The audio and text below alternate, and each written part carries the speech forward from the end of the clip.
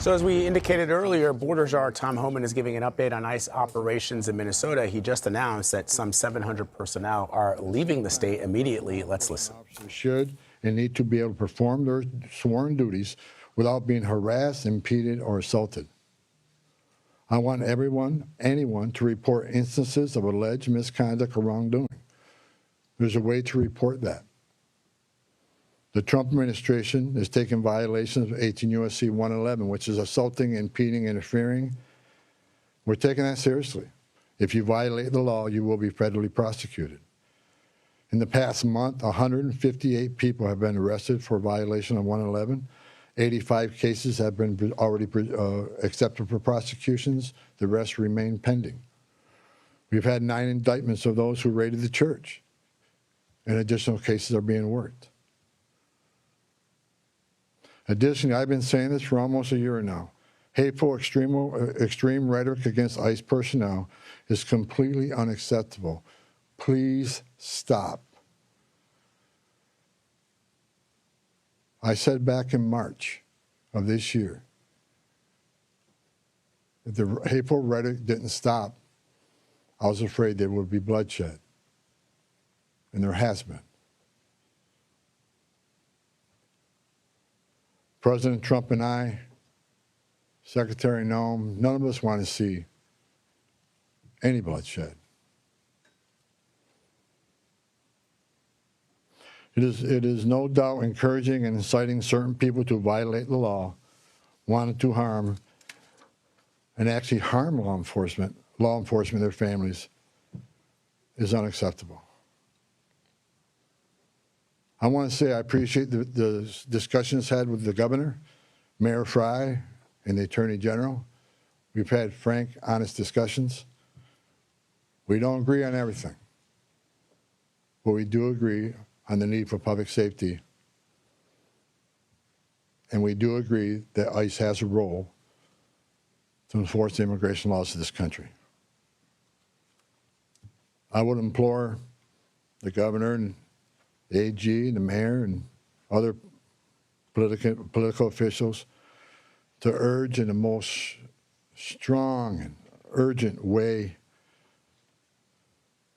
to ask for calm in the community and to end the resistance, the impediment, the interference, again, protest.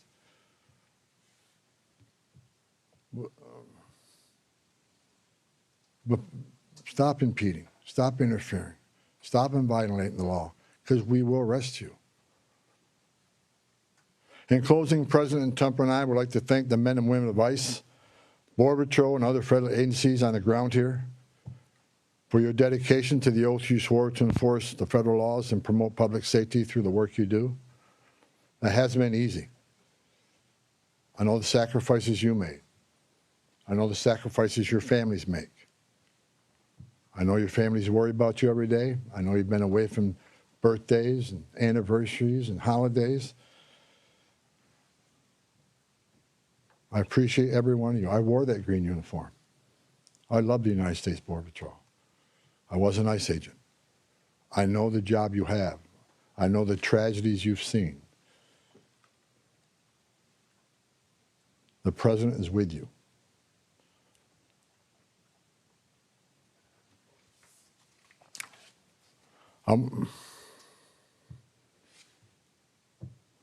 Again, I want to thank Governor Walz, Attorney General, and Mayor for the candid, insightful, productive discussions we had. Again, I'm not saying we agree on everything, but I think we all already accomplished great things in Minnesota. I am optimistic we will achieve even more in the coming days to make this city safer. I would also like to thank the numerous local law enforcement officials I was able to meet with the last 9 days since I arrived here. I appreciate hearing from local law enforcement, their perspective on what's happening. I appreciate the desire to enhance communications between their agencies and our agencies, and that communication has been vastly improved. I truly appreciate your commitment to respond to federal law enforcement in a time of need. Every chief I talked to, every one of them, promised to respond to any public safety issue when our officers out doing their sworn duty and people start crossing the line and they start impediment, interference, every police chief has committed to doing their job and enforce public safety. We talked to a lot of sheriffs throughout the nation. We have unprecedented cooperation. I've yet to talk to a sheriff that said no. There's still more sheriffs we are in discussions with and talking to, but I have not heard no. I think they want to do the right things for the communities too.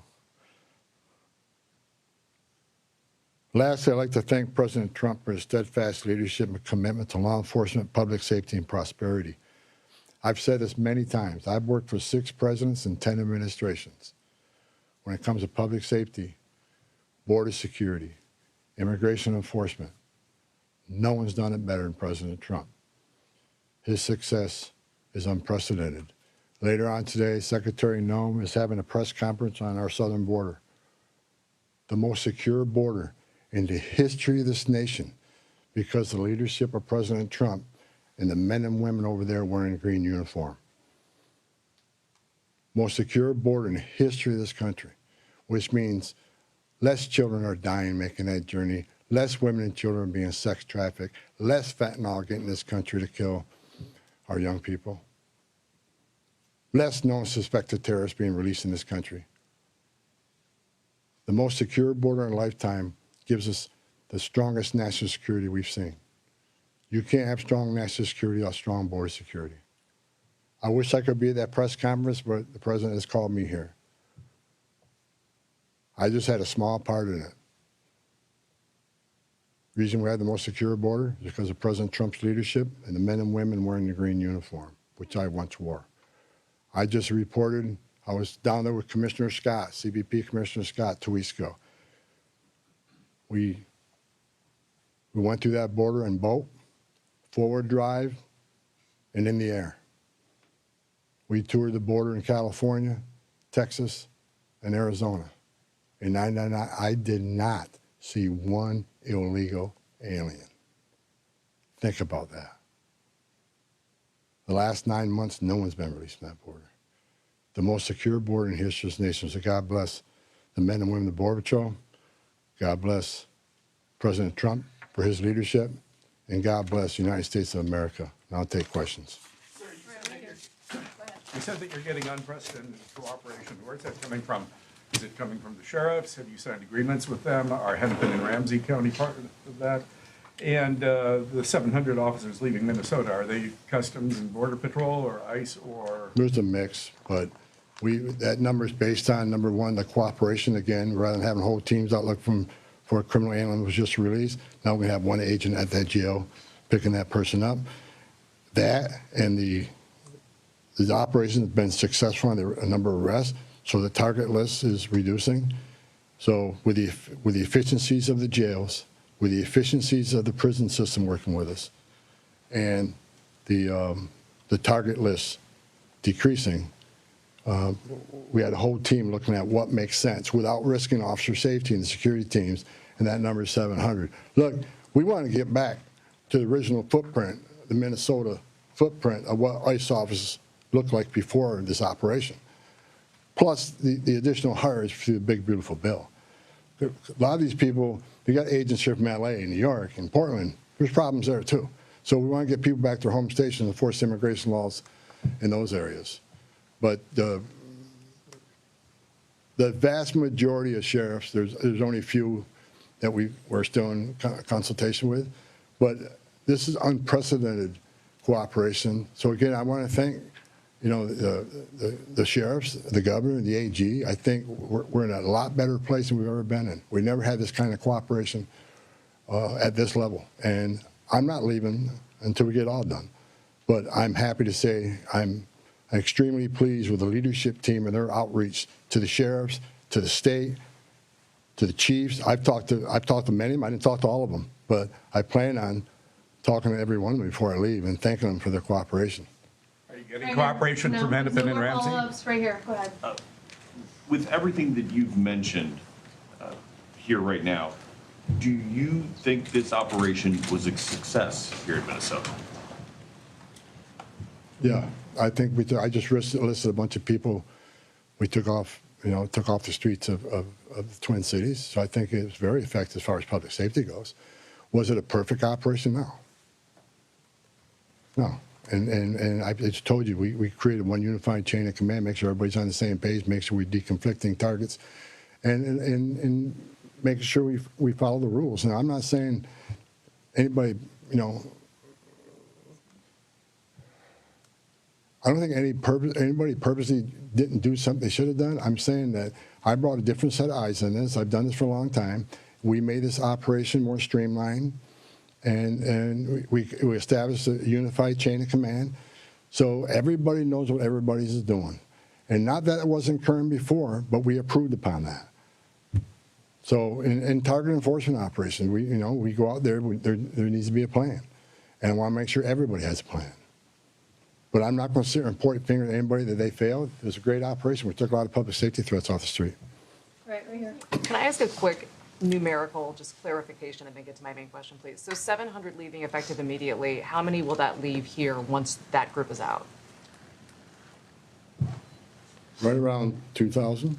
And what is the pre-operation footprint? Well, 150, 150, 150. 150 is normal. But we got to remember now, we got special agents on detail here doing the fraud investigation. They're not going anywhere. They're going to finish their job. I'm talking about immigration enforcement efforts.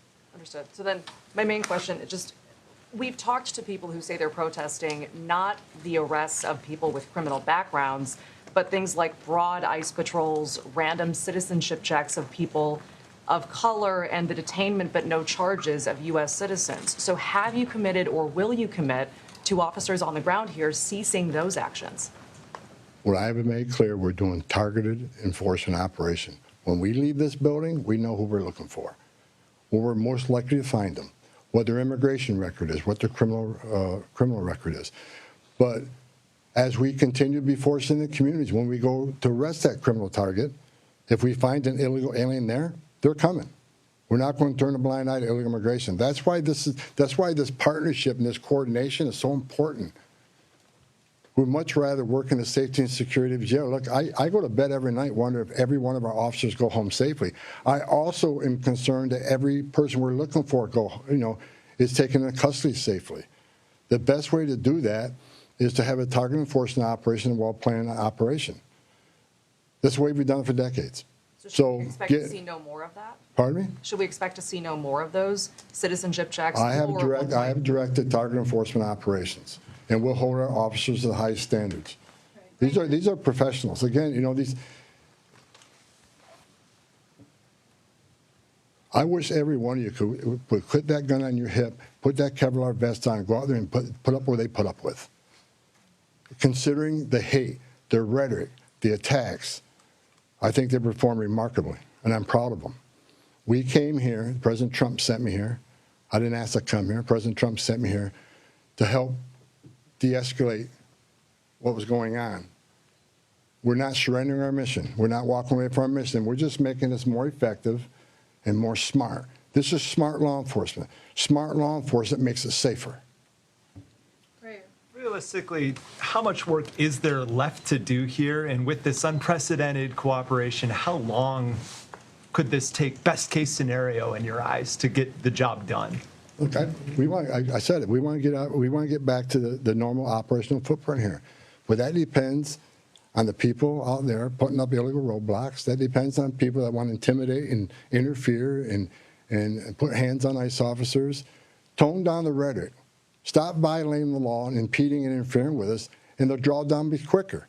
I still got more discussions to have with some local law enforcement officers looking for their cooperation. The more cooperation we get, the less rhetoric and hate we see, and the less attacks means we can draw down even more quicker. So, a lot of this has to do with assistance from the community. We want to get these men and women home. They got a job to do at home, and I think we come a long ways. I'm actually, yesterday afternoon I was sitting down with my chief of staff, I'm actually amazed at the cooperation and agreements we already talked about and the willingness to work with us. We're doing better than I ever thought we would, seriously, and I'm excited about getting back to the business of enforcing immigration law without without arresting people for 111 for interference and impeding. We just want to do what we've done for 30 years, 40. I've done it for 40 years. We want to get back to doing the job, and that's what we plan on doing. And we're not. I want to keep this because I keep hearing it and hearing it and hearing it. We're not surrendering the president's mission on a mass deportation operation. If you're in the country illegally, if we find you, we'll deport you. But this is about target enforcement operation, and that's what we're going to be doing. Last question, go ahead. You've been talking about these filter blockades. People, just regular people, protesters are checking IDs, they're running people's plates, and they're not letting people who they think are ICE agents through. But we've seen Minneapolis Police Department roll by and ask these protesters, are they doing okay? And they let these things stay up for extended periods of time. What do you make of MPD's lack of action on this matter? When I was away to wear the roadblock shifts, I called the chief of police, and he went and disbanded them after I got off the phone with him. He has promised to take enforcement action. It's illegal. You can't do that. And again, a message to those folks, what are you doing? You really think you're going to stop an ICE and CBP from doing the job? It's a joke. Only people you're hurting is your own community who wants to go and get groceries, pick up the dry cleaning, or go to work, whatever. You're just hindering them. Stop. Stop. No I more just have a quick questions. Go ahead, sir. clarification on the body No more cameras. questions, guys. Just a Thank you. clarification. Mr. Homan, could you just talk about the targeted list? How big is that list? report those only as misdemeanors?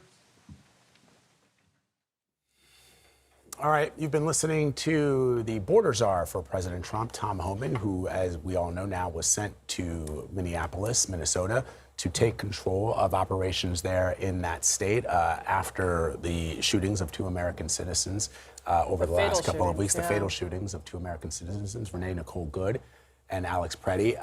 The border czar there saying that border agents and ICE officials are going to be engaged in targeted operations. It wasn't exactly clear what that would look like, but that some 700 members of both the CBP and ICE have been removed or have rotated out of Minneapolis as he takes control. He was also asked by our Omar Villafranca, I think, an important question about whether or not over the course of the time that ICE has been operating in Minneapolis and before he got there, if this was a perfect operation. If it was a success. A success. Yes. And he believed that it was. He said, oh, I'm going to list through again the number of people that we've been able to remove from the streets. But he also pointed out that, no, it was not perfect. Yeah. But that he wasn't going to point fingers. He used the word, it's been effective. And he mentioned, a lot of security threats have been taken off the street.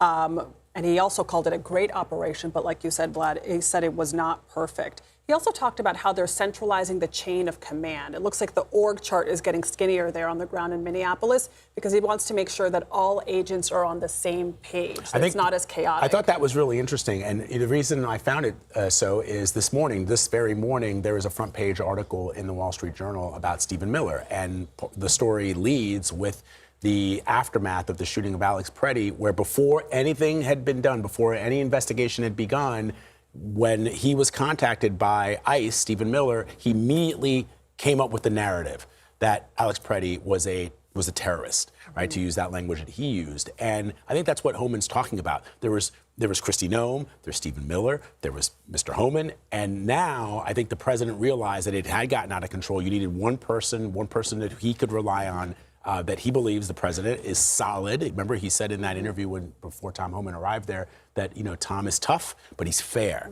Those are the president's words. Yeah. And I think you're seeing that now when he describes that there's a unified chain of command, which means, to my understanding, that he is the guy in charge. He ultimately, the buck stops with him. Let's bring in CBS News national security contributor Sam Vinograd, who has experience in this space. Sam, what stood out to you from Mr. Homan's speech? Well, certainly Mr. Homan's comments that ICE will be returning to targeted enforcement operations, that is a shift from what they have been doing over the last several months. Typically, ICE engages in putting together actual targeting packages for specific individuals prior to making an arrest. In Minneapolis and other places around the country, instead, they've been doing more at-large sweeps in civilian neighborhoods, which has led to a host of problems.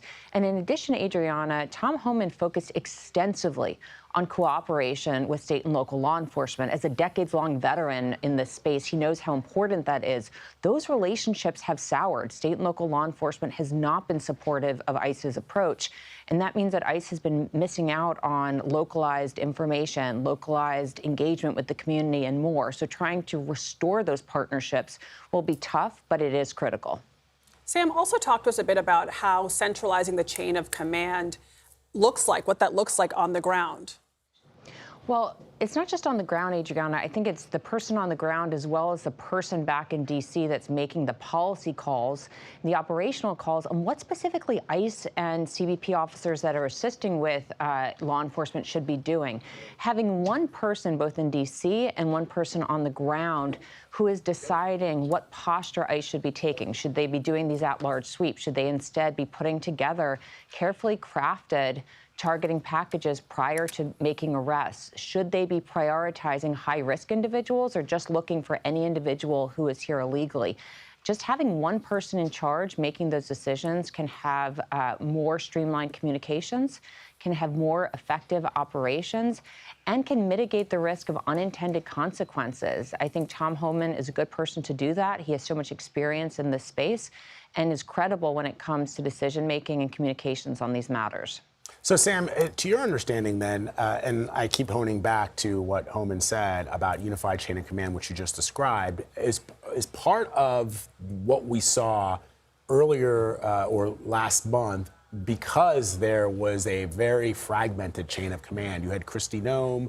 You had, again, front page of the Wall Street Journal that talks about Stephen Miller and how ICE officials were reaching out to him in the wake of those killings for a narrative, and that he was providing it without seemingly having checked with anybody, including the President of the United States. And that is what led to this sort of fragmented operation where we saw children like little Liam Ramos, 5 years old, taken into custody, and others who were stopped simply because they had an accent or because they were filming ICE agents. Well, I think it's not just about a unified chain of command, it's an empowered chain of command. What I mean by that is you can have one person on the ground, whether it's Tom Homan or someone else, who is ostensibly in charge. The question is who is actually calling the shots and who is actually making the decisions and implementing the decisions about communications posture, about operations, about how and whether to charge individuals that are engaged in First Amendment protected activity that launches into other things. So not just unified chain of command, but who's actually calling the shots? Is it someone in the West Wing of the White House other than the president, or is it the person on the ground who is engaging with state and local officials and who has the operational experience? And so I'm glad to hear there's a unified chain of command. I think the jury's out on how empowered that command will be, and we hope that it will be, of course. Sam, as we discussed that this is going to be more of a targeted operation there, Tom Homan said by the time these agents leave this building, they know who they're going after, they know where they're going to be. You mentioned that there's going to be more targeted packages. What does that mean exactly?